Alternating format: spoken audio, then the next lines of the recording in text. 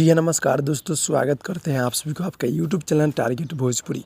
जी बता दूं कि भोजपुरी की हिट मशीन खेसारी लाल जी का गाना जो था बौराह पिया फाइनली अभी रिलीज हो चुका है। जी हाँ दोस्तों, यानी गाना अभी खेसारी म्यूजिक वर्ल्ड से रिलीज फाइनली हो चुका है। जाकर आप लोग गाने को सुनिए, गाना बहुत ही हाई लेवल, बहुत ही ब्रांड है। जी हाँ दोस्तों, बौराह पिया जो कि खेसारी लाल यादव जी और वीडियो फिट में रानी एक्ट्रेस दी है। और गाना तुरंत यानी कि अभी रिलीज हुआ है खेसारी म्यूजिक वर्ल्ड से।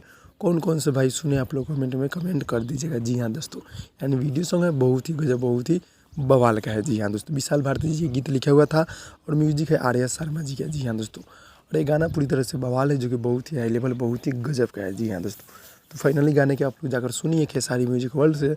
और इस गाने पर ढेर सारा रील्स वीडियो बनाइए ताकि ये गाना तुरंत ट्रेंडिंग में चला जाए।